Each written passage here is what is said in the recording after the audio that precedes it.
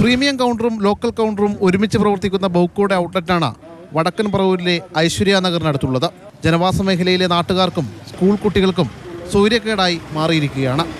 വൈകുന്നേരങ്ങളിൽ സ്കൂൾ വിട്ട് വീട്ടിലേക്കുള്ള മടക്കമാണ് അസഹ്യമാകുന്നത്. ബൗക്കോയിൽ തിരക്കുള്ള ദിവസമാണെങ്കിൽ പിന്നെ പറയുകയും വേണ്ട. വിദ്യാർത്ഥികളും ടീച്ചർമാരും കാതുപൊത്തി വേണം അതുവഴി നടന്നു പോകാൻ. ഇത് വാങ്ങാൻ വരുന്നവർ റോഡിൽ വണ്ടി വയ്ക്കുകയും റോഡിൽ ക്യൂ നിന്നാണ് മേടിക്കുന്നത്. സ്ത്രീകൾക്ക് പോലും നടന്നു പോകാൻ പോലും പറ്റില്ല. ഇവരുടെ ദേഹത്ത് മുട്ടാതെ പോകാൻ പറ്റില്ല. അങ്ങനെ എല്ലാ ദിവസവും അവിടെ വാക്ക് തർക്കങ്ങളും സംഘർഷങ്ങളും എല്ലാ ദിവസവും പതിവാണ്. പെണ്ണുങ്ങളെ കാണുമ്പോൾ അവിടെ കൂടുതൽ കമൻസ്. പിന്നെ ഈ പറഞ്ഞാൽ നമ്മുടെ കൊച്ചുമക്കളും കാണാനില്ല, ആണുങ്ങളാരും കാണാനില്ല. ഇതൊക്കെ തന്നെ ഔട്ട്ലെറ്റിനോട് ചേർന്നുള്ള വീട്ടിലെ താമസക്കാരുടെ കാര്യമാണ് ഇതിലും കഷ്ടം.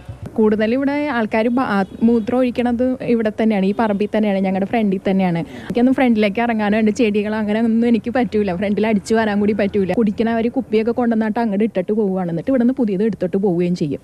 നിറയെ മൂത്രം ഒഴിച്ച് അങ്ങനെയുള്ള സ്ഥലത്താണ് ഞങ്ങൾ ഇതാവണത്. സ്വസ്ഥതയുള്ളത് 1-ാം തീയതി മാത്രമേ ഉള്ളൂ. സമീപവാസികളിൽ പലരും പരാതി പറഞ്ഞ മടുത്ത മട്ടാണ്. ഇടുങ്ങിയ റോഡായതിനാൽ തന്നെ പ്രദേശത്തെ വഴിയാത്രക്കാരും അനുഭവിക്കുന്ന ദുരിതം ചെറുതൊന്നുമല്ല. നമ്മൾക്ക് വണ്ടി 2 ലൈനിൽ ഇങ്ങനെ വെച്ചിട്ട് ഈ റോഡിൻ്റെ നടുക്ക് കൂടെ ഒരു 2 വീലറിനോ ഒരു കാറിനോ ഒരാൾക്ക് നടക്കാനോ ഒന്നും പറ്റില്ല. അത്ര തിക്നെസ്സിലാണ് ഇവിടെ ജനങ്ങളിങ്ങനെ മേടിക്കാൻ വരുന്നത്. ഞാൻ 7 വണ്ടി മറിച്ചിട്ടിട്ട് ഞാൻ ഇവിടെ ഇറങ്ങിപ്പോയിട്ടുണ്ട്.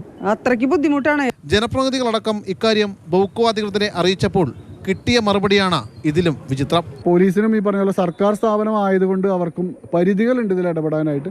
പക്ഷേ പലതവണ സ്പെഷ്യൽ ബ്രാഞ്ച് ഉൾപ്പെടെ റിപ്പോർട്ട് ഗവൺമെൻറ്റിലേക്ക് കൊടുത്തിട്ടുണ്ട്. ഇവിടെ ഇത് പ്രവർത്തിക്കാൻ പറ്റിയ സ്ഥലത്തല്ല ഈ ബിവറേജ് പ്രവർത്തിക്കുന്നതെന്ന്. പക്ഷേ എന്തുകൊണ്ടോ നടപടികൾ ആവുന്നില്ല.